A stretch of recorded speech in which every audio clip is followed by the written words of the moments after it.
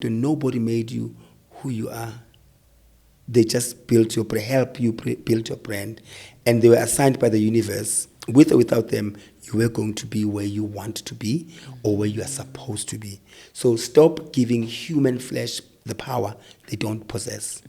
What did not make you cannot break you. And I'm talking about protecting your spirituality, protecting your mental health. I'm not physicalizing it, because without the spirit, the body is nothing. So make sure that your spirit is always intact, because once they break the spirit, it's game over. Yeah. Yeah. Come let me teach you a lesson. Come let me teach you a lesson. Label line with the tweets. Follow me back to my nest. Label line with the podcast. Teach you lesson cause I got class. Label line with the impact. You be lying, that's a real fact. Come let me teach you a lesson. Come let me teach you a lesson. Label line with the tweets. Follow me back to my nest. Welcome to Diary of a CMO. I'm your host, Lebo Lion, known as the voice of marketing and your friend in all things marketing, brand building, and sometimes pop culture. On this show, we speak to marketing thought leaders and entrepreneurs who've built the brands and businesses that we love and that shape culture. And today's guest is no different. In fact, I think this is quite a treat because he doesn't do podcasts, and it took me a lot of effort to try to convince him to be here. So this is a treat of an episode. Hi, Tribe.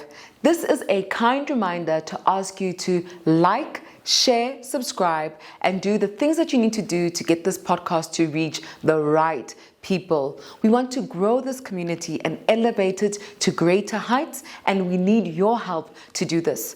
If you're not already subscribed to our newsletter, please click the link in our bio to subscribe so you can get all things marketing, brand building, and mindset in our weekly EIM newsletter. And don't forget to keep checking in our link when we have events and masterclasses. Enjoy the rest of the episode. This is a masterclass on how to be fabulous, how to build multiple businesses, and build a personal brand that resonates all through the African continent. So take a seat, relax, and enjoy the show. Today we have somebody who I've been watching since I was a kid, which feels so weird to say because he's so relatable in person. You'd think that you are the same age as him. But I have a lot of respect for this individual because they've been able to maintain a brand and a landscape that is not easy to do. South Africa is not an easy place to build a business or to build a personal brand that sustains itself over the years. So that's why I'm saying this is going to be a masterclass, because this person has been doing it for a very long time, and every single year they're doing it bigger, they're doing it better, and he's becoming more relatable to a younger demographic, which means his brand is just going to be in the market for a very long time. Without further ado, you know how we do on this podcast, we don't introduce the guest, they introduce themselves. So Somizi Mhlongo, Hi. welcome to Diary of a CMO. Thank you. Why are you being so demure? Because honestly, I don't know how to behave or act, because like I said, remember, I've never been on any podcast. Yes. And South African podcasts have made it even more difficult for anyone to really want to be a part of, because I think my issue was that, and which is sad, because I think this young generation is super talented, but it's their ways of doing things. And I was talking to a friend of mine the other day about podcasts, and telling them that I want to do a podcast, which I once said I will never ever do a podcast, not even besides interviewing, or I would never have my own podcast. But now I've changed my mind, I've changed my tune, because this is how I operate. When I see a gap, I take it, or I fit in, or I feel it. So, and I was saying, most podcasts, not all, but it's said that the negative overshines the positive impacts that podcasts have. Yeah. Where I said most of these podcasts that portray themselves or give out this negative vibe is these young, talented South Africans who want to be famous, who start the podcast because they want to be famous. And if you start like that, then you start on the wrong footing, you know. Can you tell them why that's the wrong footing? Because people will say, but you're famous, so why can't we want to be famous? No, I didn't want to be famous. I did not want to be famous. What I loved made me famous. If I didn't have to be famous, I would still be doing what I do right now. If you were just going to be an actor or a performer alone, I would still do it. Being famous was not even on the list of my things that I wanted to achieve. I wanted to achieve growth.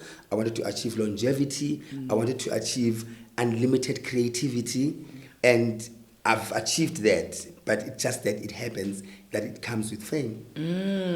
I want to go deeper into this conversation, but before we do, we have an international audience on this podcast. So for those of them who might not know who you are, can you just introduce yourself and tell them who you are and what you do?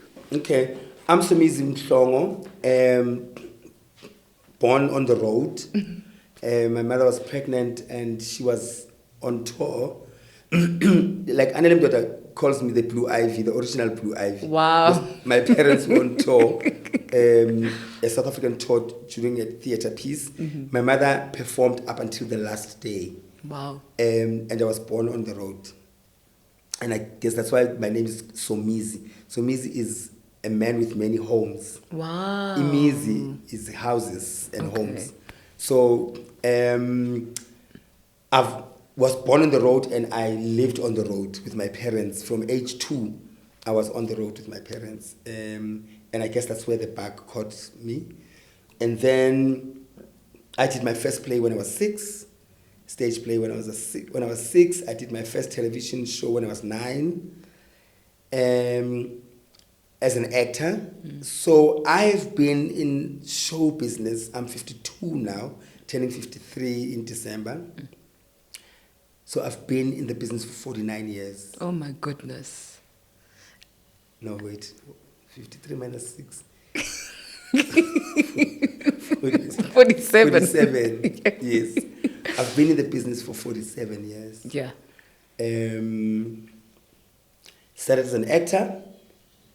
Later in the years, I became a dancer, a choreographer, TV presenter, then became a judge on South African Idols.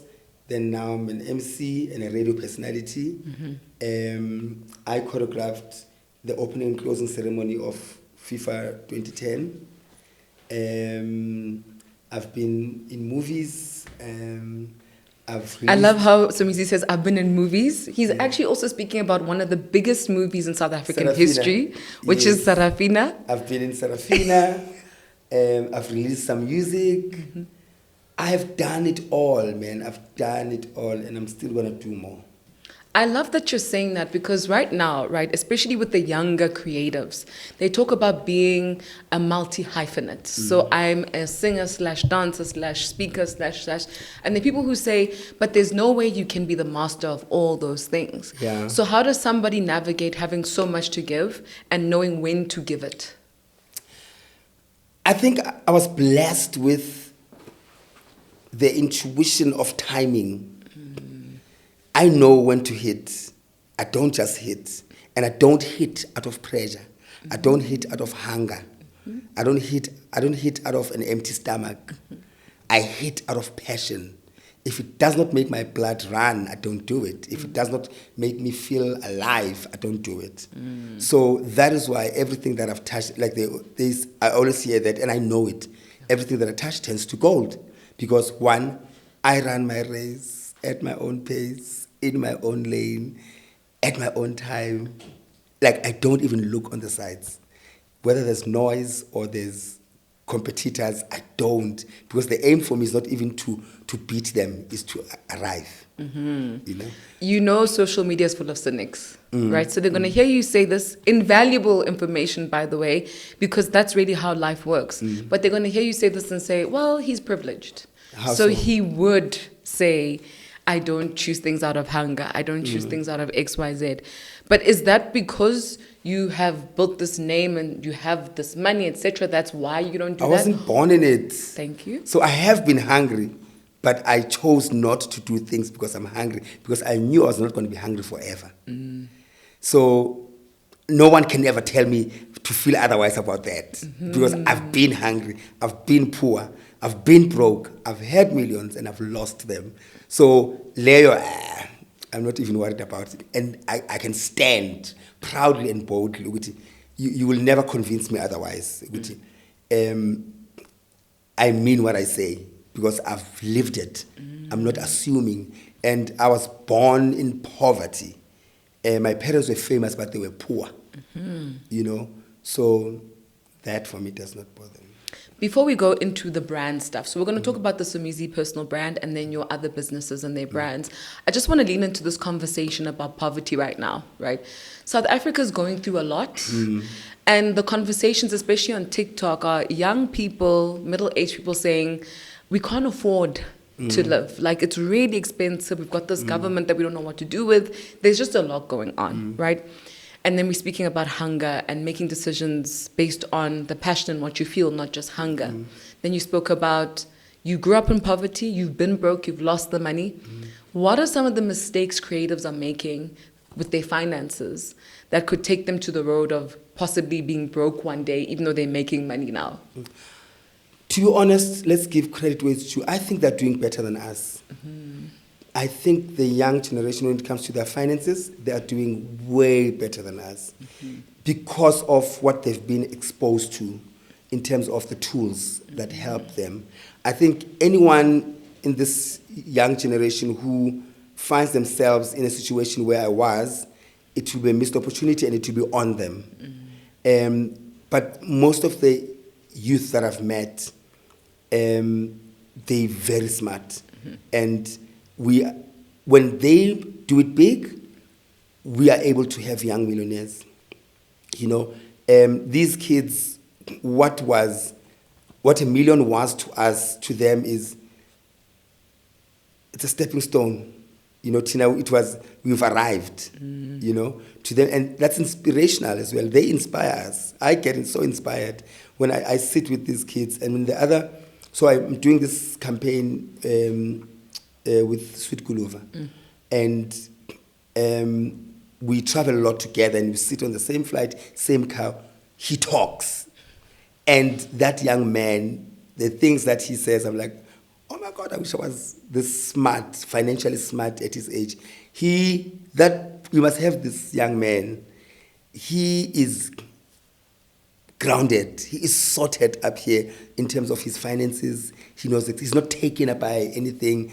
At his age, I was obsessed with the brands, clothing brands, see me, 5 cars, da-da-da-da-da. He is there. He's keeping his eye on the prize. And that's the youth that I'm talking about, that I think they can teach us a thing or two.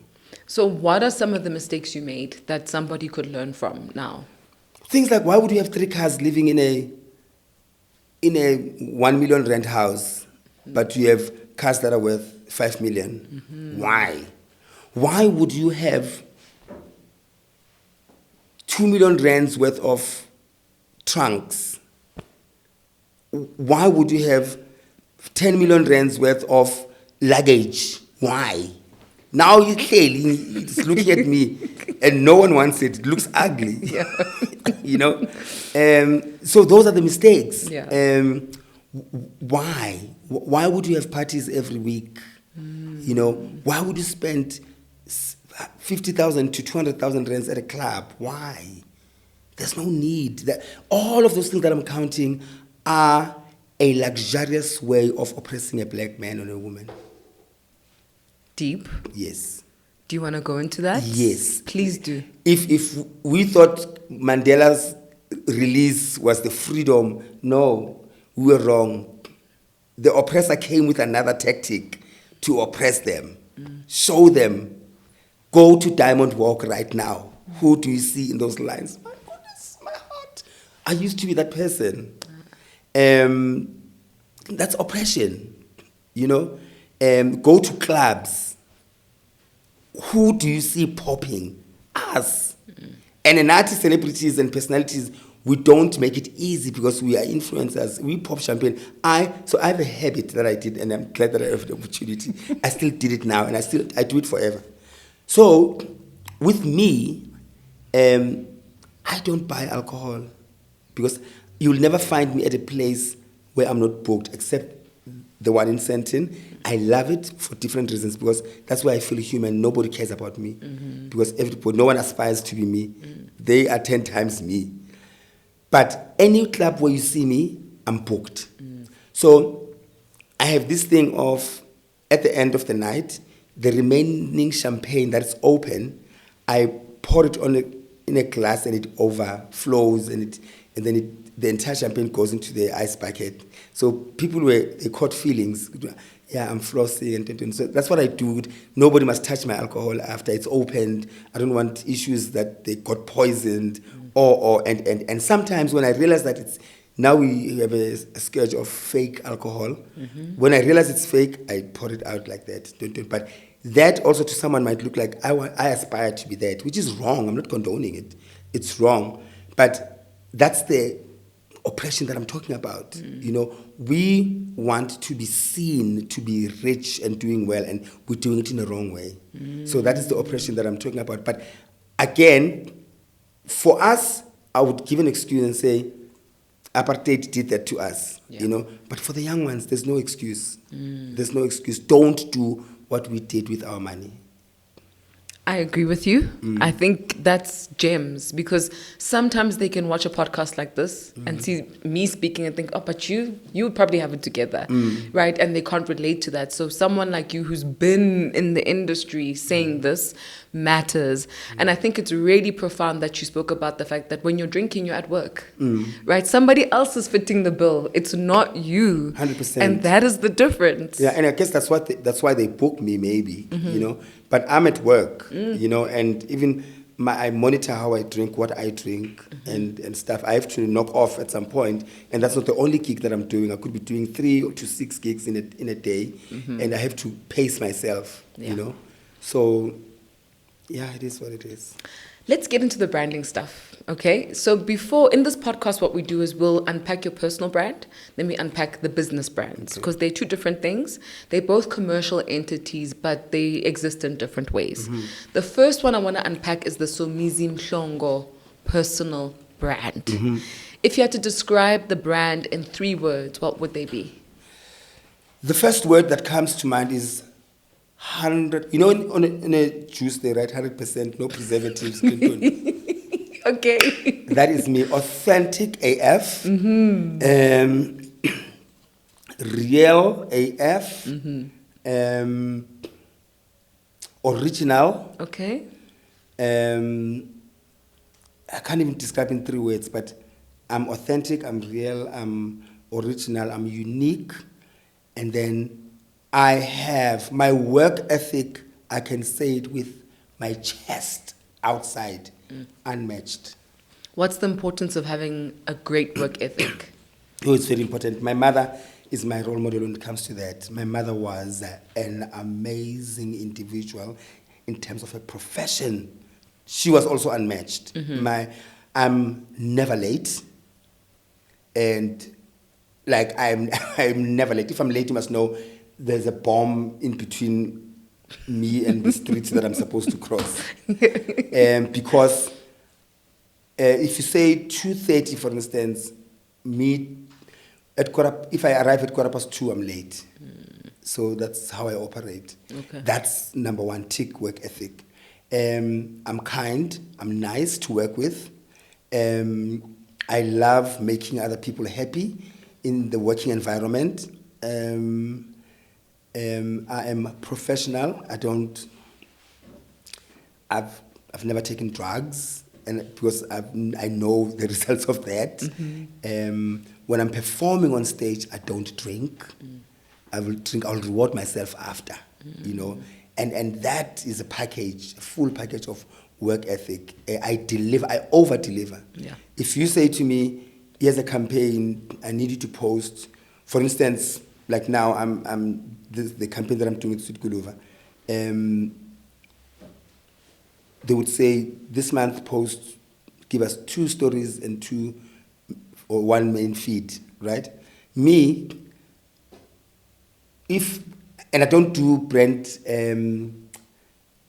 partnerships of things that I don't like, you know, so that I can give you my all. So for this brand that I'm doing now, if I eat chips and I can see it, I post it. If I'm at home and I'm cooking and I edit, I post it. So I over-deliver for the client. So it's not about ta-da, titty. I live the brand. Yes. And that's part of the work ethic that I'm talking about. I live the brand. Yeah. That's very rare in this day and age where people are just going for brand deals and they want to be seen working.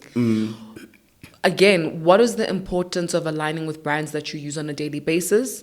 And is there a difference in terms of the long-term value you get out of that partnership? Absolutely. For me, it's not just about partnership, it's a relationship with the client and the brand itself.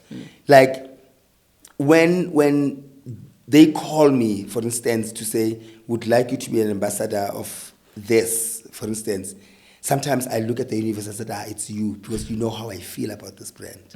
You know, I always say this, and I've said it in the beginning of this interview, that when you ask me if people would say I did this for fame, for instance, I always remind myself, do everything, in anything, do something that you would do it even if you are not paid. Then you will never work a day in your life, number one. But it would also save you from a whole lot of things. And I understand the economy and sometimes, you know, I'm not saying completely decline, you know, but it must speak to your spirit, man. It must speak to your soul.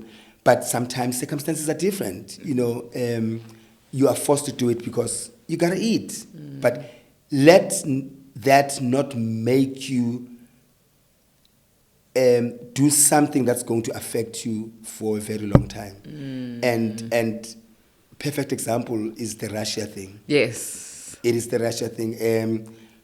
If I was approached for that, I would say, I don't think I'm the right person for it, or I don't feel right. Not because I've done my research, but because it does not speak to me. You know, there are people there in that group that don't belong there, whether it was legit or not. You know, but they took it. You know, like speak to your spirit, man. Yes. Sometimes it will save you. I love that. Speak to your spirit and it will save you. On that Russia conversation, right? A lot of people are saying, well, these influencers needed some media training. They need some PR training because they really don't know how to handle the media. You've been in this game for long. You've been through scandals, people talking about you, etc. How does one manage their media relationships and how they engage with the public when they face issues like the Russia scandal, for example? Yeah, for me, I was never trained, but I think it's very important to be trained. You know, I was lucky enough that my experience was my training. You know, I'm a cat with 15 lives. My career is a cat with 25 lives. That was my training. You know, I know when to speak and I know when not to speak. I know what to say. But more than anything, do not lose the human touch. People want to see the human touch, the human element in you. The minute you become a brand through and through, now I'm protecting the brand. Now I'm selling the brand. That's when you lose your people. Don't lose the human touch. Sometimes be naked and go, take accountability, for instance. I was stupid. I was greedy. I was selfish. I was this and that. I am human. I make mistakes. Forget about, I hereby, Somizi Mhlongo, no. Be human. Yes. Because, trust me, 80% of the people that will be listening to you can relate. They've all made mistakes at some point in time, and they were forgiven. Or they know what to do when they make mistakes. Let it be a teachable moment, not only for them, but for yourself as well. So with this Russian thing, I think they lost in the beginning, and by the time they decided to be human, the human beings were teaching them a lesson. And that's when they wanted to be human. And by then, it might be too late. I love what you're saying. And we're touching on the idea that people are building their brands on social media, right? When you started off, there was no social media. Is there a difference in the landscapes between when there was just traditional media and now there's social media added to the mix? And how has social media changed your personal brand? Oh my goodness. Then life was okay, but it was slow. You could be a celebrity only in Soweto, and nobody else knows you. Yeah. You know, and you go to East End and like, oh, why are they not screaming for me? Yeah. No, they don't know you. You know, things were very slow. The only benefit about that was that what you did not see did not happen. You know, but sometimes the danger about that, there were tabloids still that could create stories, but you have no evidence or you have no proof to prove yourself right or that you are right or prove them wrong. Which one would I prefer? I'm happy with this one. Social. Yeah, as much as it invades your privacy, but the benefits are enormous. They are humongous. You know, the speed is faster, the pace is faster, the spread is faster, the monetary rewards are bigger, you know. But even like everything that I've counted, even the bad side happens just as equal as everything that I've counted. So you can't have it all. If you can't stand the heat, go to the lounge. So I prefer this one more than my era when I was born. I love that. You're quite forward thinking. Yeah. Is that something you've always been? Yes, I've always been like that. I mean, I was listening, which is a story for another day that I want to have a discussion about actors complaining that influencers are taking their jobs. You don't tell Mureki what to do with his money. Hey? You don't. It's either you adapt or you bow out. So if a Mureki says, if a Tyler Perry says my entire cast is going to be influencers, it's his money, he's risking that, you don't then become your own Tyler Perry and hire actors that you want. So we should, for me, I'm like, we have to have this conversation. There's some sense of entitlement, Nyana, or a sense of thinking, this belongs to me. And that is why I'm where I am, because when it starts to feel like it does not suit me or I have issues, I don't complain, I create my own. So if you can't agree with it, become your own boss, you know? And that's the conversation we need to have with actors especially, where the only time or most of the time they are audible and visible about their complaints is at a funeral of an actor or an actress who died poor. Mamnandi just passed away right now. They were talking at a funeral. What day is it today? Wednesday. Nobody's talking. They're waiting for another one to die poor. Instead of acting and go, literally, excuse the pun, instead of acting on it and saying, what do we do? Do we put tools down or do we come together or what? Nobody's talking right now until another actor dies poor. Okay, because this is a podcast, we're highly sensitive of how people will react online, watching you say whatever you say. And that's why I ask the questions that I ask. Somebody is sitting at home, they're an actor, they're thinking, how dare Somizi say this? He's so insensitive, he doesn't care about us as actors.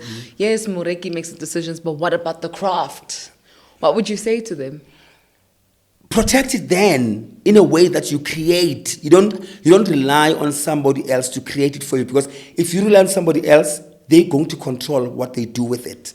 And you have no voice in doing that. And again, I'm not speaking from a place of privilege. I was an actor, and when I saw what it does, I was like, I move. Yes. I shift. I became a choreographer. I became this and that. And I was born from actors.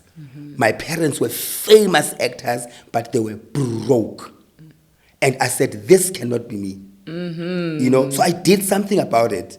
And also, I'll give you a perfect example of united we stand, divided we fall. And until actors, specifically, they practice the united we stand, they will never win this war. Even the higher corporations, they know that. With Alaba, there's a bunch of them that are hungry that will take their spaces immediately.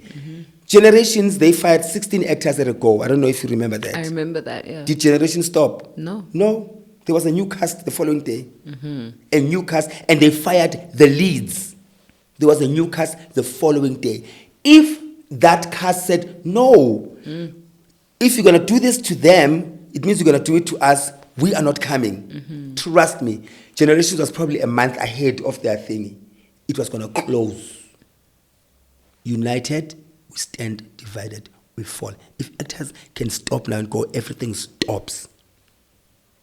There wouldn't be Woshaga Ilembe and everything else that's happening and that they're complaining about. They wouldn't have issues where they act once or twice a year and nothing else is happening. There wouldn't be a situation where their work plays for a lifetime and they're not getting anything for it.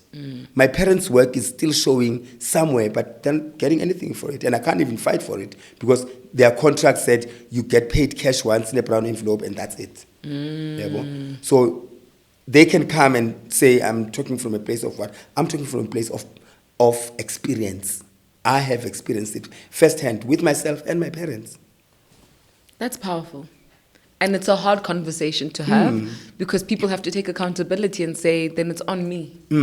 Or Mureki. Yes. Either I dance to Mureki's tune or it's on me. Yeah. I love that. What makes the Somizi brand different in the African landscape? If I'm sitting anywhere on the continent and I'm wondering, I'm loving this conversation, I might want to work with this man, what makes him different? I think, I don't know, but I'm still here and I'm still relevant. Yes. One thing I know I've never lost from an early age, I've always been me. Even with my sexuality, even when I did not know what it was, but I knew I was not like any other boy or any other person. And I loved who I was. I did not hate it. So that, I think, makes me stand out. But also, even when I'm open with my sexuality, when I walk into the room, it's not my sexuality walking into that room, it's Somizi. You know?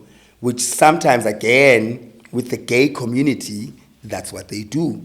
It's their sexuality that walks in. And then when people do this, they go, they're homophobic. No, they didn't see you, they saw your sexuality. And you were not there for your sexuality, you were there for you. You know? So I've never left Somizi outside anyway. This has always been me. So that is, I think, my unique point. I love that. I've never heard that point before. And it's very controversial, Somizi. You are very controversial. Are you aware? No, I'm not controversial. I think it's important for us to have these uncomfortable conversations. Yes. And it's not an attack on anyone, but we need to have these conversations. It's very important. One thing that I love about you and what I've observed over the years is how good you are with people. There's something about Somizi walking into a room and everybody just feels comfortable. We all want to be your friend. Anything you say, we're literally there hanging on to every single word. How do you do that? It's not an act. It's not an act. It's who I am. Yeah. It's the aura that I have. And I'm aware. I'm not being arrogant. It's the aura that I have. But more than anything, it's something that cannot be touched. It's not tangible. It's the anointing. Okay. It is the anointing. And in Sizulu, there's a saying, No. Uying. It's a long story. Okay. So, in Sizulu, bathi wazalwa wembethe. Okay. Ne? So, English, you were born with a veil. Okay. Literally, there are kids that were born with a veil. It's something that looks like a veil, but it's very... Like mucusy? Yes. Okay. It covers the entire body of a child. And that thing, even nurses steal it. In hospitals, it brings luck. So when your mother sees it, because most of the time the mothers are in pain, and when the nurses sees, they can take it out quickly and wrap it and go use it for their own benefits. Whoa. It brings luck. So that child will forever be lucky no matter what, you know? And most of the time people say, wazala wembete? And one day I asked my mother and she said, yes, you were born umbete, you know? And I take pride in that. It's beautiful, I'm lucky, yeah. You know? it is beautiful, and even in difficult times, I know they're temporal. You know, it also helps me psychologically and mentally. No, it's going to pass, and whatever comes is going to be 10 times better than the previous one. What are some of the, actually, before I ask that question, what would your definition of a brand be? Because we're living in this world, I talk a lot about personal branding. People think I'm talking about being famous. What does a personal brand mean to you? When I say personal brand, what does that mean to you? And second question is then, how do you nurture your personal brand? I think for me, personal brand means, how does this brand make you feel? Okay. If I'm consuming it, how does it make you feel? So if people consume me, the brand Somizi, how do they feel? And for me, my aim is, you can't consume me and still feel the same after you've left me. And in a good way. Like in a great way. I could have, and I make it an effort sometimes to make sure, like I would, whether I'm on, when I walk onto that stage, I want people to see my God is bigger than my problems, because I've been in bigger problems that should have demolished me. But when I walk onto that stage, without even saying anything, and everyone screams, I hope they're screaming, if this man can walk through the fire and still stand here looking so good, my God is bigger than my problems. And that is my brand, When I walk into the mall, or I'm at a shopping center or a queue at a paying whatever, and there's a woman who looks at me and smiles, and I feel inside me to go, you have an amazing asset. And she goes, what? I said, your smile, and I leave her. And that for me, and I intentionally do that, so that whatever that she was going through, or whatever doubts that she had, after she has met me, that is my brand, to make her remember who she is or who he is, A child, I make intentionally, when a child sees me, children love me. I don't know what they see in me, but I understand. Sometimes they think I'm a Popeye, but it's fine, But I make sure that child, I leave that child with a permanent stamp of approval. Yeah. I would see a chubby, dark child, and the first thing I would say, I would go, you look like a black doll. I could just, just in case somebody once said to this child, you are ugly and you are fat. Or just in case somebody's going to say it one day, that child must say, never. So Uncle Somizi told me, and I believed him. He said I look like a doll and he could pocket me and package me. So it is just water on a duck's back. That is my brand. And with that being said, my brand is also honesty. When I don't feel like a picture, I don't feel like a picture. But I would never make you feel like ish by saying no. I would explain nicely to you, not today, I am not okay. And now don't push it by asking what's wrong. I am not okay. That is also my brand, to decline in a way that won't make you feel small. Yes. My brand is honest, very honest. Do you think that younger entertainers and business people are abusing this word called brand? And do you think they're posturing it the wrong way? Is it very egotistical? Are we doing it incorrectly? Most of them are. Most of them are doing it incorrectly. And I don't blame them partly. Like I said, they started when now everything can just blow anywhere, everywhere. You become a global phenomenon just like that, just by dancing on TikTok. Just by releasing a single, you become this and that. But if that does not come with protection of your spirit, of your mental, of your physical, of your health, it could be dangerous. If that doesn't come with training and preparation of what's about to happen, because your management can see where you're going, it's their responsibility to prepare you, to say, hey, Tyler, this is about to happen. You're about to blow up big way. Prepare yourself for this. Guard yourself from this. So partly I don't blame them because they don't know any better, and they watch a lot of international stuff that would make them think being arrogant or being cocky or being a bitch is the brand. And it does not work like that. In our days, they would say any publicity is good publicity. And that's how we we had your Brenda Fassie's, where 2 weeks before they release an album, they get involved in a scandal. Oh. Yes, because scandals, they go faster, you know. There'll be a Sunday newspaper that would take it and go, Brenda Fassie was seen fighting with so and so, and then it blows. Oh, Brenda Fassie, and then who's this Brenda Fassie? 2 weeks later, Brenda Fassie has released an album, and people who are interested, who want to see this girl, and that's how you blow. Any publicity was good publicity. Then, not today. Not today. Good publicity is good publicity. Bad publicity is bad publicity. Because in our times, there were no brand partnerships. There were no attachments. There were no relationships. You were just your own brand, and that's it. You know? You did not have anything to worry about. Now, everything is your bread and butter. Everything. What you say, what you do, who you say it to, who you say it with, who you do it with, where you do it is very important. A small thing, like even when you get a hook up, you go, it's so bad. It's so bad. Like to a point where my friends think I'm paranoid. You know, I would meet a guy, we talk, we go on a date, and then at some point we end up at my place. I would say, let's do a video nicely and say, hi, I'm Somizi Mhlongo, and I am here because I want to be here, and Somizi is my partner. We're on a date, and and I say, hi, I'm Somizi, and this is Busiso. We are sober, we're not drunk, we're not forcing each other, archive. It's full of my problems.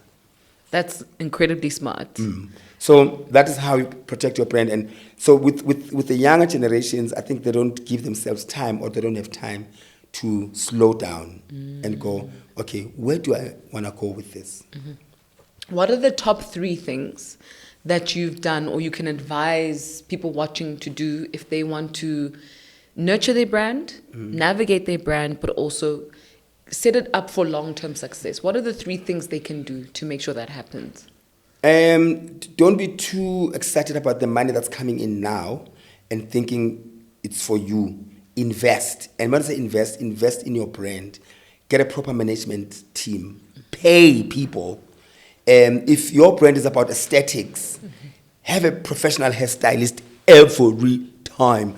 You know, I just did Shades of Pink now, and some of the artists just rocked up without makeup. I'm like, no, girl. You're lying. Doesn't work Seriously? Like this. Doesn't work On like stage? On stage. At a Somizi event? Yeah. Where there are thousands of people? Yeah, and where the event is about just being overly the top. Yes. No, I'm like, no. You can't just be consistent. So be consistent with your brand. You know, invest in management, in entertainment lawyers, in this and that. In, you know, those people that are your foundation. So that's the first thing that you do. Secondly, avoid to have an unnecessary crowd next to you. And I call it the yes crowd. The sooner you do that as a brand, whether you're young or old, the better. People must have a reason why they are around you. They mustn't just be tag-alongs, because that is the most dangerous crowd, because they will never be able to say no to you. No matter how deep you go in a hole. They'll go, oh, Chomi, it's so nice. Let's drink, let's take drugs, let's do this. Or if you say, I feel like drugs, they go, say no more, say less. That is the most dangerous crowd. Avoid the yes crowd. So avoid the yes crowd, pay for a team, Yes. and the last one is? I don't know. Look after yourself. Look after yourself. Eat right, go to gym. That's a very important one, because that's so underrated. Yes. Everybody just thinks that you just show up as you are, but I mean, there's value in... No, that's true. That's true. Yeah, look after yourself, like literally. Eat right. Obviously, you can't all the time, but 95% eat right. Drink lots of water. Go to gym. Take day offs. Go to spas and massages and every 3 months, take 1 week off and go somewhere. It doesn't have to be overseas, but just go somewhere and reboot, you know, meditate, and just look after this, because without this, there's no brand. Without this, there's no brand because it's a personal brand. Last question before we go into Somphire, Shades of Pink and everything else. You have traveled the world. You've been exposed. What is the value of exposure in building a very strong brand? Traveling is very, it's one of the best education that anyone can ever ask for. Whether you learn different cultures, you learn how things are done, you always find something that you can learn, and you also have something that you can teach. You know, it's very important. So with me, for instance, as a person in entertainment, I would, for instance, look at how they put their shows together, how they run their businesses as personal brands. But also now that I've ventured into a clothing brand, now I look at how designers run their brands, how what's the next trends and stuff like that. So I go to physically do the research and stuff. So traveling is very, very important. That's a great investment as well. It's a great investment. And this is something I always talk about as well. When you do travel, are you eating at McDonald's? Or are you intentionally going to places that you've never been to? What's the value of that? Because I see a lot of artists and creatives going to places they already know. What's the value of that? I don't do places I already know. If you find me there at the franchise, you must know I was probably from a club and hungry at 3 a.m. maybe. But J&J, no, I don't. Yeah. I dine, I experience different things and different restaurants, and I'm also a foodie, you know. So yes. I see different places, different cultures, different foods. One thing that I've robbed myself of, I've never done markets. Really? Okay. I'm going to tell you something that I don't say a lot. I can be socially awkward. I don't like crowded spaces, uncontrolled crowded spaces. I've always been like that. Even if I wasn't famous, you would never find me at a crowded place. You would never find me at a concert watching and standing and there's people around me. You know, like now I'm going to a Mango Groove concert. It's the last concert. Yes, you have to go. And I grew up with Mango Groove. Yes. It's the last concert and I bought 4 tickets and I think I'm going to buy 2 more. Because when I tried to buy VIP, they said there's no VIP. Everybody's just going to be standing everywhere. And already that scares me. I was thinking about it now. Look, go to the 14th, I have to go to the 13th. And also, I don't want to make people feel weird coming with security and stuff. But I have to. Your anxiety is up. My anxiety is up there.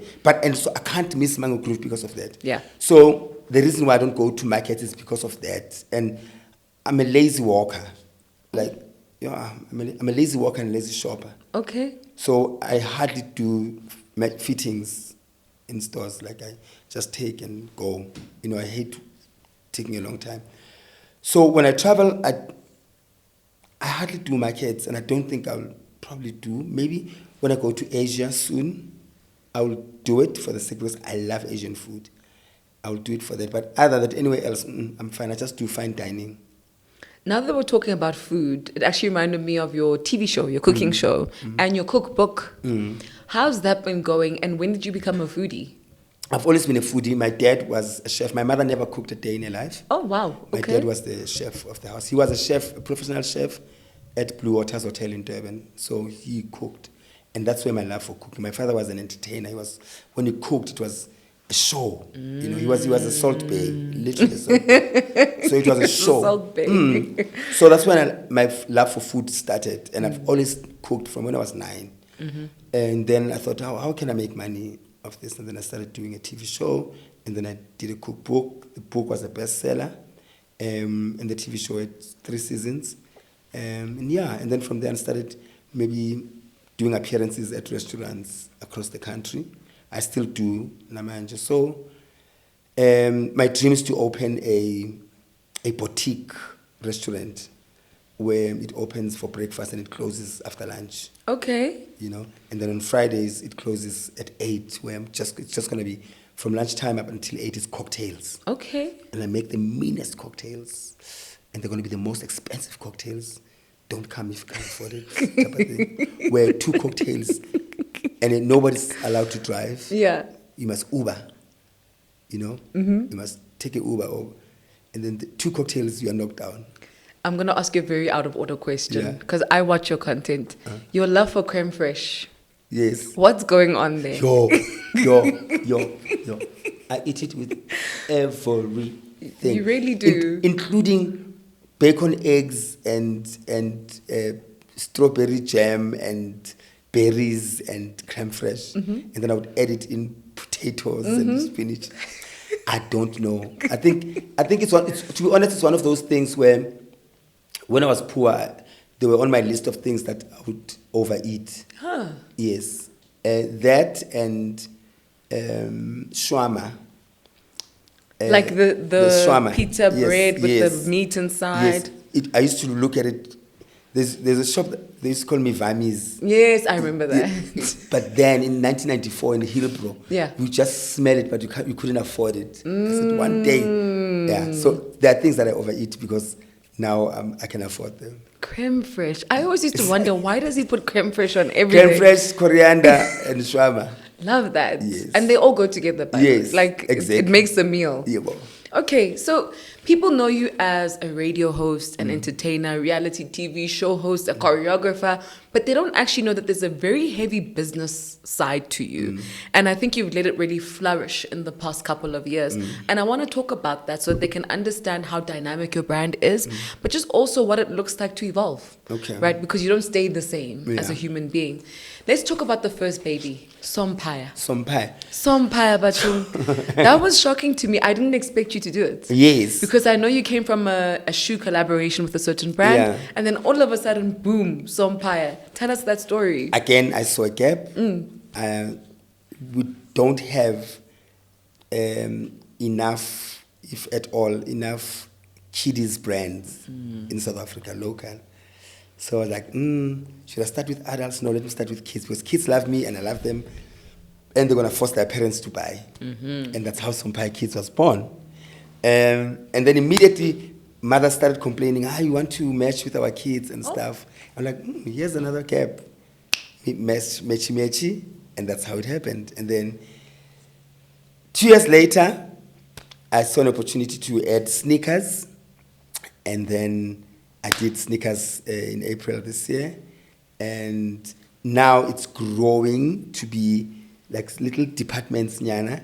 And funny enough, I haven't found the need to open a physical store because I've seen how frustrated my friends are with physical stores. They're like, it's scary. But the online store is doing very well, and I don't have to pay rent. Yes. So it's fine for now.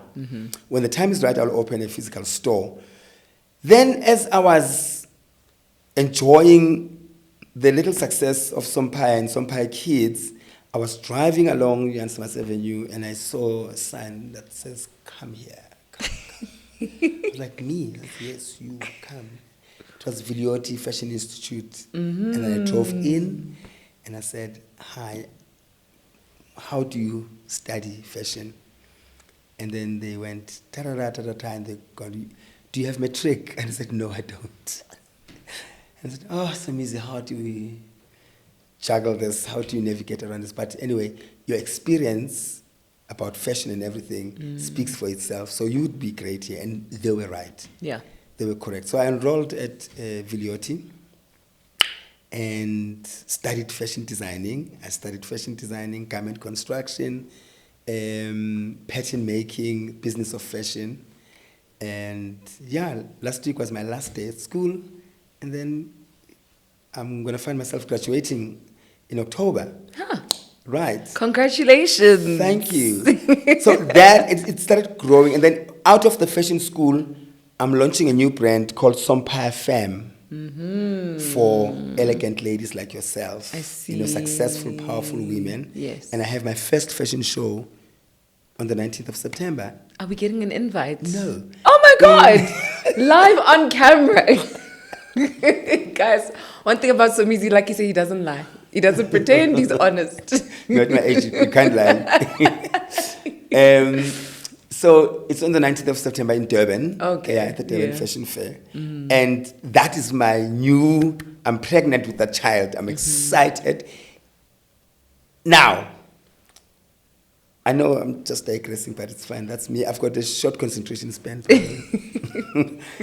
Now, with this fashion show coming, it really touched something very sad. It gave me something very sad in me, in a sense that I only realize now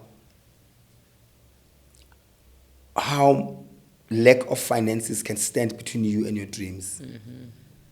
And I'm literally speaking from a place of privilege. I can afford to do it for myself. But it saddens me that 99% of young, talented, you have this dream, but you can't breathe because the air is expensive. That is the sad part for me. I realized when I was doing this, how to put together a fashion show that's going to last for 40 minutes can cost anything way above millions. Wow. Millions. And here I am doing it just because I like it, not because I need to feed somebody. But there's somebody who could feed generations and other families through that, but they can't. And they're 10 times talented than I am, 10 times more creative than I am.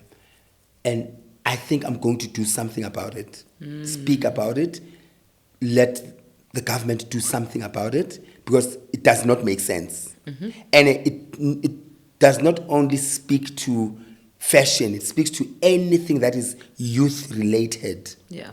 Our youth is going through the most. Our children are going through the most. And I'm thankful for this fashion designing thing that opened my eyes, because I could easily be living in a bubble, you know, and not know or not care. So, yeah. I love that you're highlighting the dire inequality that our youth is facing, because it's real. We have talent, they just don't have the funds.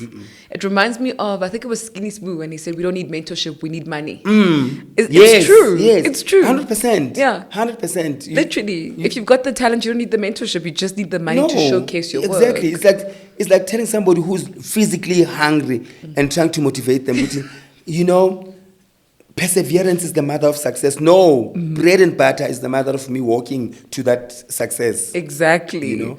So you spoke about two different things, which I think is very interesting. Somphire, which is more of it's a wearable brand, like every this. day. Yeah. There we go. And then there's Somphire Femme, which is high end Couture. How did you even have the audacity first to start Somphire? Right, because you didn't have the fashion qualification at the time. What made you want to do that? Yes, you saw a gap, but what else? And then from an e-commerce perspective, a lot of people are very skeptical about e-commerce. In fact, they don't even think it's real business. Can you tell us about the benefits of e-commerce when you're starting out a fashion brand? Okay, firstly, what made me start Somphire? I've always loved fashion. I've always loved, you know, like weird stuff, you know, like eccentric. Yes. Yeah. So I knew that I was going to bring something that's not there, Yes. or something that's unique and different. So that's the inspiration behind Somphire. But also, like I always believe in I reinvent myself and my brand all the time in anything. You cannot put me in a box. I can't even put myself in a box. And I needed to do something that is going to create generational wealth, and that's one of the reasons. And for me, it was a bit late, but again, I'm a believer of it's never too late, you know. So that was the inspiration. But I will tell you something that not everyone, because I've also heard it from someone, but most of the entrepreneurs, we see their glory without getting interested in their stories. You know? I would not advise anyone to do it, but I would advise everyone to do it, but I would not advise anyone to do it. Do it at your own risk, basically.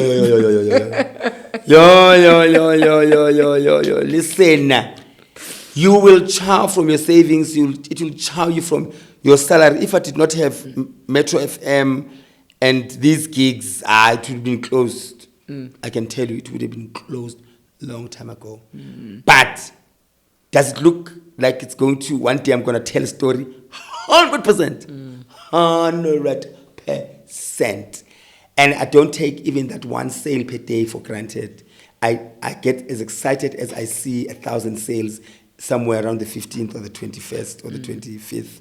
And there are days where there are no sales at all. At all. It is 0, you share, it is 0, 0. And then there are days where it is the worst month. Where but just like everything, just like life, it has its ups and its downs. The problem is that we focus too much and give too much energy on the downs instead of saying, okay, what do I do to make it better? And it's simple things. And I've realized that. So Somizi, you must post every day. You must remind people every day. That is why on radio you would hear an ad, the same ad in one show 4 times. That is why out of sight, out of mind with your consumers.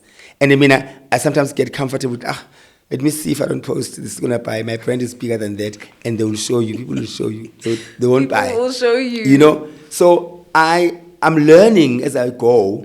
There are great days where I'm like, okay, like now I know I'm releasing my summer range at the end of this month. It's going to make up for the thingy that I've lost out on. But I need to do something about avoiding those low days or slow days, because most of them are, for me, are self-inflicted. It's things that I could avoid, you know. But also, again, sometimes I don't practice what I preach, because remember earlier on I said to you, these kids must invest in certain things, their team, and at this stage, I'm supposed to have a marketing agency. Or I don't. I'm doing everything myself. And you should see me every day, every day. This is my day. I wake up in the morning. I go to Metro FM. I finish at 11. Now, from Metro FM, every single day, that's my routine. And no, that's not my routine. That's where I go, because somebody's going to follow me now. So, from Metro FM, I go to Oriental Plaza. I outsource fabric. From there, I go to the manufacturer in town. I drop off the fabric to make stuff. From there, I collect from the manufacturer to take it to the printing company to go print, all of them around in town, to go print. From the printer, I collect stock that's been printed, take them to the office, to the warehouse. From the warehouse, we sit down like this with DSV packages, pack everything that's going to leave today by 1 o'clock. So from 11 until 12, I'm doing all of that. By 1 o'clock, I should be ready with everything. We sit down, pack, zip, address, everything. Pack. DSV arrives, we load, it goes. Oh my God. Every single day, Monday to Friday, me, myself, and I do that. When I started, I had people who used to do that for me, and they are not passionate. They get a salary at the end of the month. And I was like, maybe the lesson here is to be hands-on. I will be hands-on until the machine can run properly for me to be able to teach somebody how to do it, because I've lived it, you know? So it's all those things. There's a lot, but it's up and down. Again, I would not advise you to do it, but I would greatly push you to try it. My dad always says that entrepreneurship is a character development exercise. Yeah. It will develop your character. It will show you who you really are and what you're really committed to losing. Let me tell you, month ends are the worst, because the anxiety, you have to pay stuff. So I console myself with one thing. I've got a group of like 4 or 5 friends. All of us are entrepreneurs. And I was the last one to become an entrepreneur. And financially or wealth-wise or whatever, monetary-wise, I'm at the bottom of that food chain. They are all doing so well. So I console myself when they are stressed. You know, I pay for my staff, it's 7 million. I'm like, yo, 7 million. But I'm like, no, I want to climb that mountain. Yes. You know, it's inspirational. As stressful as it is, it's worth it. Let them not tell you otherwise. It's worth it. But also, even in its failure, should it fail. I'm going to fail with pride, but touch wood, I'm not going to fail. But if it fails, it is a lesson for the next project. I ain't stopping. I love that you spoke about surrounding yourself with people who are doing better than you. A lot of us have egos about that, and we don't want to do that. Why is that so important? It's very important, man. I always make an example with Destiny's Child. You know, you cannot be the Beyonce every time. It's tiring. You need to breathe. You need to take a step, move to the side, and let Kelly come in the middle and lead while you are fixing yourself. Sometimes you could have something in your eye, but when you're in the middle, you can't fix it because all eyes are on you. So shift up Beyonce, fagu Kelly, chance, and then clean a bit, and then go, okay, thanks, Kelly, you come back. And then sometimes, because Kelly works slightly harder than Michelle, if you really want to take a back seat and rest, go be a Michelle, but it doesn't make Michelle useless. Michelle gives the best preaches in every song in Destiny's Child, and without those preach, to the good, to the bad, to the ups and the downs, you, I love the way you are. Yeah. It wouldn't be the same if Beyonce sang it, because we would be tired of her voice, you know, it's a group. So, shifty sanan, chichi sanan, you know. And I always say, if you are the Beyonce all the time, it's very difficult for you to be teachable. It's very difficult for you to listen, because I. Luckily with Beyonce, she's got a mother that calls her down and grounds her. If Beyonce did not have that foundation, she would have crashed by now. But figuratively, when it comes to friendships, I always say, let's be Destiny's Child, but let's give each other turns to sing, to lead, and to be a backup and a doer at the back. And for me, those friendships are very important. Everybody has a role to play. 100%. You're not a one-man band. I love that. No spotlights every time. Yeah, it's unhealthy. No, it's very And it's unhealthy. exhausting. It's very unhealthy. So we don't have much time, but we do have to touch on Shades of Pink.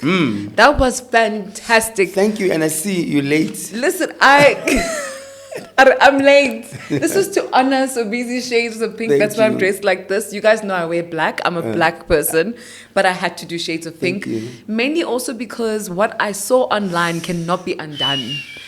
I want you guys to go onto TikTok and search for Somizi Shades of Pink, and you will see exactly what I'm talking about. Please unpack for us. What is Shades of Pink? Why was it so amazing? It's crazy. Yeah. It's also one of those projects like so now I do projects that are going to last forever. You know, Shades of Pink is one of them. It started the same year as Somphire. And I woke up one day and was like, I need to have entities that are going to happen annually, you know. And we started 3 years ago, and it has grown so much. To a point, there's a guy who came to me and said, this is a cult. Like, how do you do this to people, you know? Yeah. And for me, it's that space. I see them. They let go, man. It is nice. The lineup is great. The vibe is nice. We've never had any incident of anything. Because, I don't know, the energy that the people bring there is super, super, super amazing. But also putting it together has now become so easy. And before coming here, I said, I hope I don't forget to speak about this. The importance of no man is an island. It's very important, either in business or in anything. It is very, very important. Allow people to help you. And also, be okay with helping people without asking for anything back, you know? And that is what makes these events a success. If you look at, it's more or less the same people. And I'll give an example of myself, DJ Zintle, Kabza and Maporisa. It is that. We are a community. We live in this beautiful communal space where we're really rooting for each other and we're helping each other at no cost most of the time. At no cost most of the time, because that no cost is more valuable than the 60, 80, 200,000 that I could give to you and I forget about you. And one day, you never know, you might need me and you don't have the 200K that I charge or the 20K that I charge. You don't have it. but I could have saved your event, based on the partnership or the relationship. And that is what makes Shades of Pink such a huge success, because most of the lineups are relationships. You don't charge me your normal fee, and whenever you need me, I'm there. I went to Z-Fest. It was that family, unity, and tontoni. And moreover, the night before Shades of Pink, I went to Scorpion Kings. I've never felt such unity amongst industry people. The last time, probably it was the World Cup, when we were waiting backstage to go on to the stadium, and literally it was the same feeling.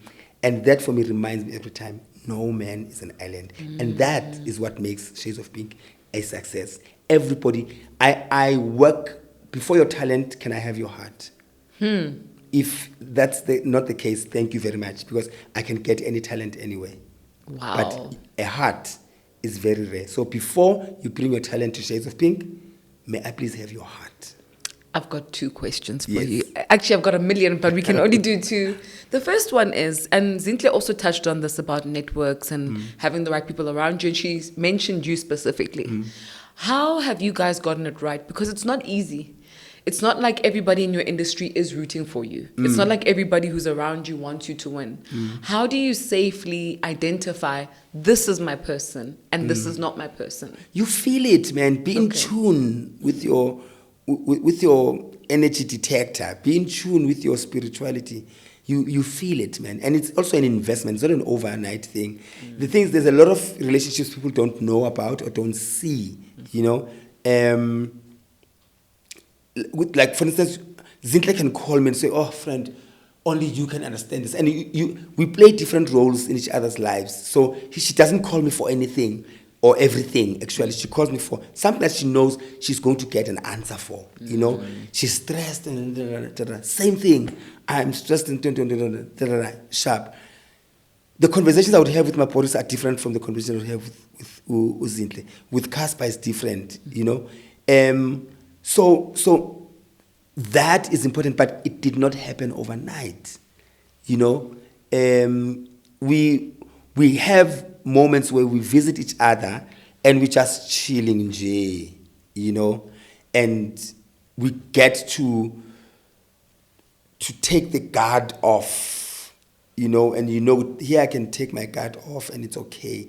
And then when it's crucial, you remember that moment. Oh, okay, that one I know I can call for this. I mean, the other day, Casper and I, we were chatting underneath the stage at Scorpion King, and then I'm telling him, oh, I'm not sleeping properly, and he says, I'll call you and we'll pray for your sleep. Wow. Give Muruti for real.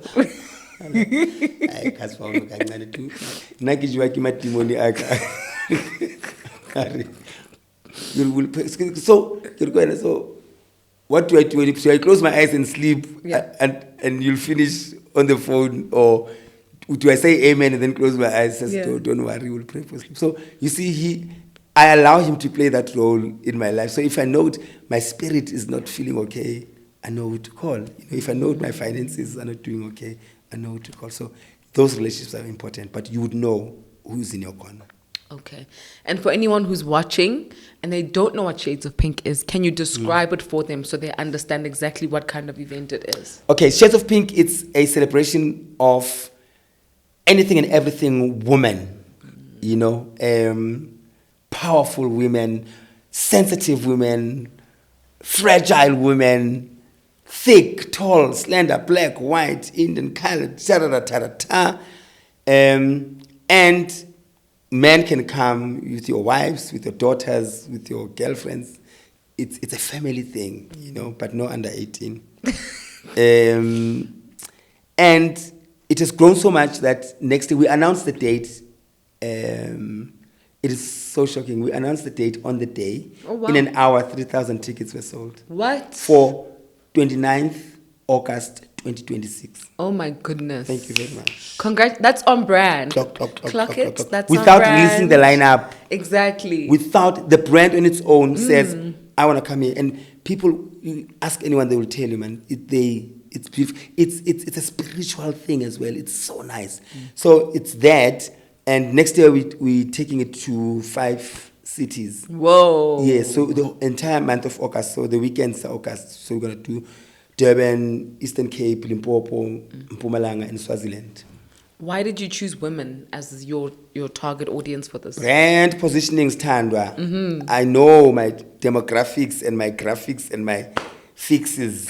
I know. It says, when you look at it, it says 74% women, 14% men, 24% children. Then it says 80% Cape Town, 15% Kai, 99% Joburg. Study those things. Don't just kumgela. Ask yourself, I've always wanted to say this, and this is the perfect platform. Why haven't I done a specifically gay event? Good question. Because I've probably got 10% gay audience. Which is going to be a topic for another day. We don't support each other. We don't support each other. We're either jealous of each other or we just don't care. That's why there's not many gay products or brands or events on Tonton. If they are, they're in smaller spaces run by somebody else who just wants to make a quick buck, and that's it. So I could have easily thought, let me do shades of pink for gays. Even in the show, they're probably like 2% of LGBT in 2020. The queer community. The queer community. There's 2% there. And if I went straight there, no. My largest fan base is women and children. Throughout your entire brand, Somphire, everything. Shades of Pink, Gimo, Somizi the brand cookbook. Everything. Women. Everything. It's women. And with men, shame, poor guys. Guys melt when they see me. Straight guys, they melt when they see me. But they are shy. Sometimes they don't even see themselves they are melting. They are very shy. And they would come to us for a picture. Yeah. Every time. I wish I could record them. They say the same thing. I don't know when did they teach each other that thing. They go, hi, can I have a picture? My girlfriend loves you. Oh. My wife loves you. I'm like, wena. Exactly. My girlfriend, you're saying I think it's a stigma, something, and innocently so. They're not homophobic. Yes. It feels awkward for them to say to another guy, I like you. Yeah. The other day I was driving on Winnie Mandela, and the guy stopped on the side and said he was with a lady on the side, and he says, Somizi, I love you so much. And he says, passionate. I said, oh, thanks. He says, I really, really love you. And then I said, thank you. And then I drove on. And then later the robot stopped us. And then he stopped again. And then I hooted. I said, hi, can I invite you to Shades of Pink? You just made my day. Oh. And he said, oh, thank you. I would love to. And I said, you two, Siskiri, hi, are you guys siblings or? And he says, no, we're married. I was like, okay, thanks. But he said it because it was innocent, It did not mean anything. And Lama didn't take it that way, but I just wanted to make sure. And like, okay, at least there's still guys like him who would say, I really love you, and it's okay, So back to your question, Shades of Pink, that is why I did it for women, because I did my research first. I did not just jump in. I was watching something online a couple of days ago, and this lady was talking about the power of colors. And she was saying a woman who wears pink is finally leaning into her power. And it's so interesting because I'm always wearing black, but today I felt really different wearing this. Yes. I literally felt like just a surge of energy, positivity, optimism. Absolutely. And I feel like a girl. You see? But also, for me, there's two ways. With women that wear boldly and proudly wear pink, for me, it's one of the most powerful colors because it's feminine, number one, and it says, I don't have to look a certain type for you to respect me, for you to acknowledge me, for you to see me. See me as who I am and what I bring. For instance, some women feel they have to wear suits to walk into a boardroom. No, take me with my femininity, and it's okay. That's the strong me, you know. And with guys as well, I love guys who would boldly wear pink. You know, it says I'm comfortable with my sexuality and myself.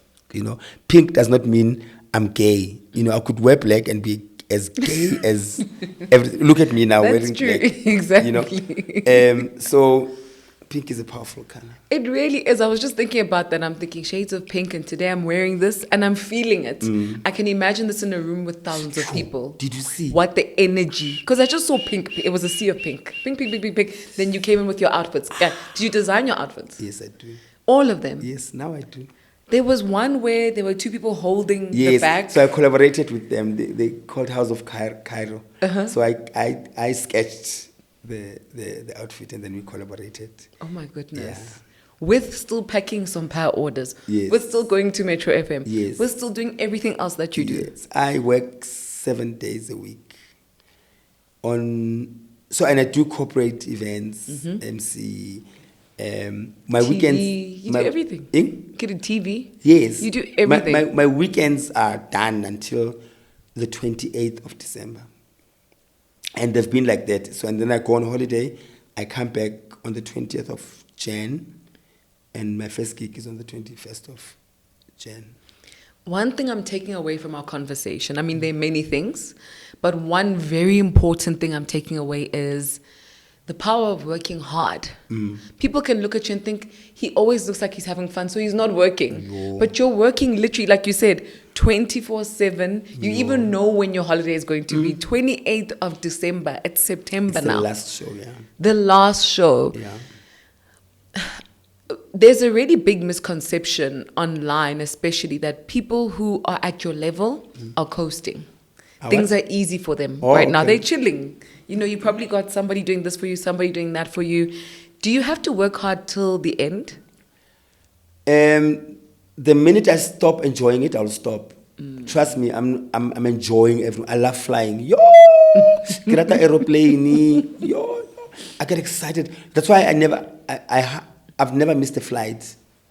Because I arrive at the airport early. I want to go to the lounge. I want to have a mimosa, and then I want to go into the plane and then put on my locals and then watch a movie. I love flying. So that part for me excites me. And I love checking into a hotel. I love the new sheets and I love the robe and I love getting made up. And then I love that walk from the lift into the car and takes me to the stadium or the venue. And then I start feeling like a superstar. And then I start like going, let's go, it's showtime.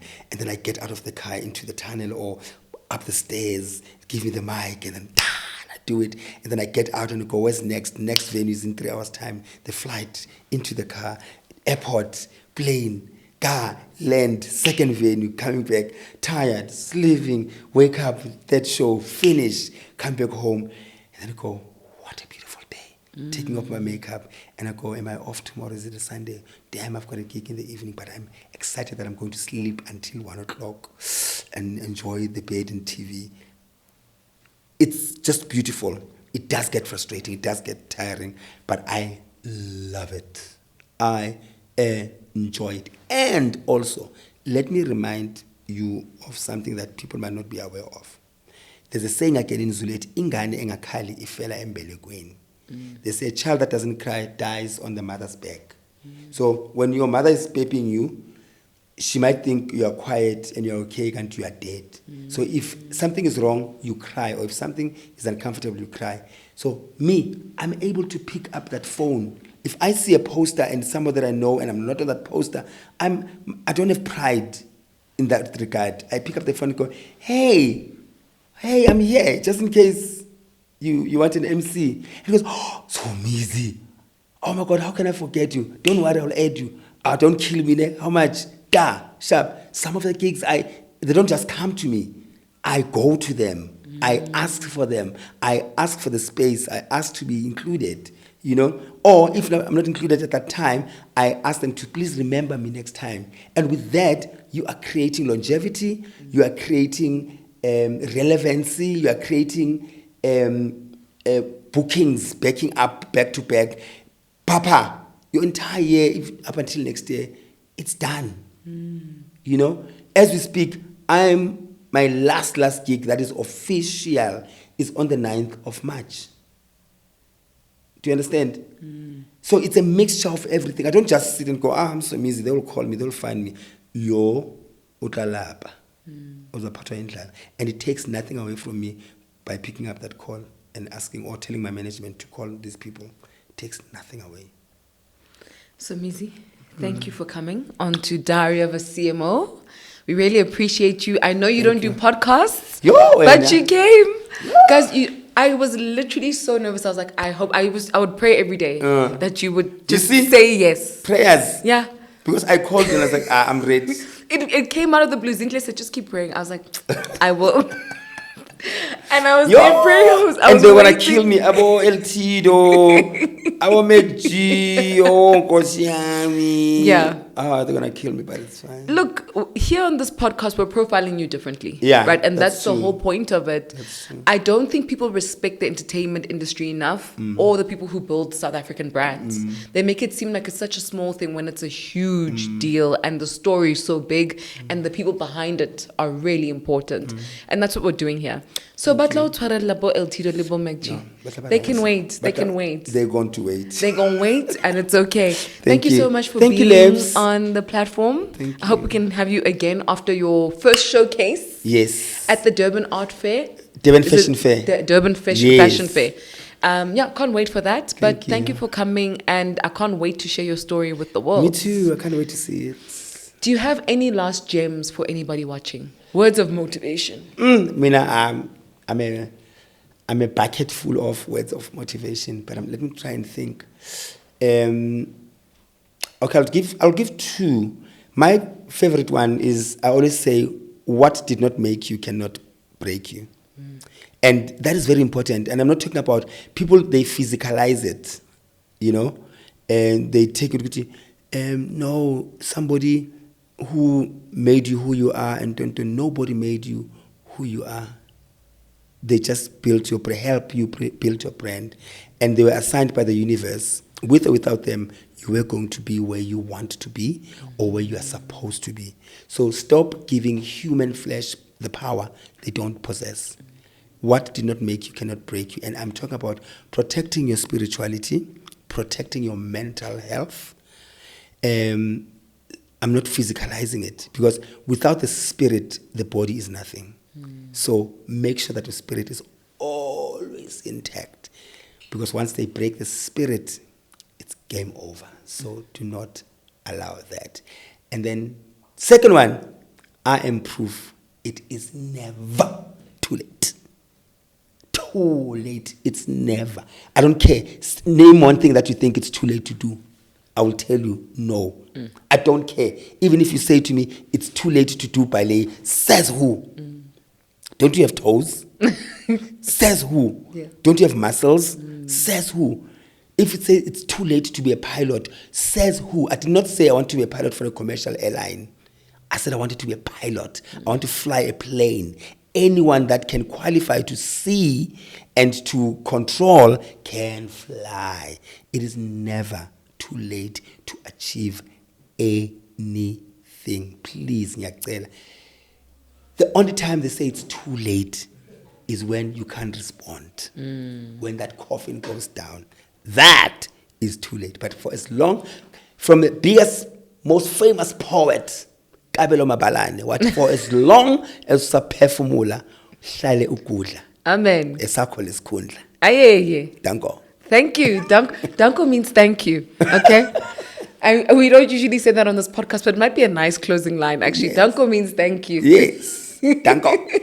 And with that being said, everyone, thank you for tuning into this amazing episode of Diary of a CMO. I hope you've got notes on notes on notes, and you're going to post them on LinkedIn, on Instagram, on TikTok. You guys know how you do. Your feedback is always welcome on our part, and we do a lot with it. People who've reposted previous episodes have received 2,000 reposts on LinkedIn. They've really gotten certain opportunities out of it. So please share your perspectives about these conversations, the lessons you've learned, and the brands that you are building that are being inspired by what people like Somizi are building.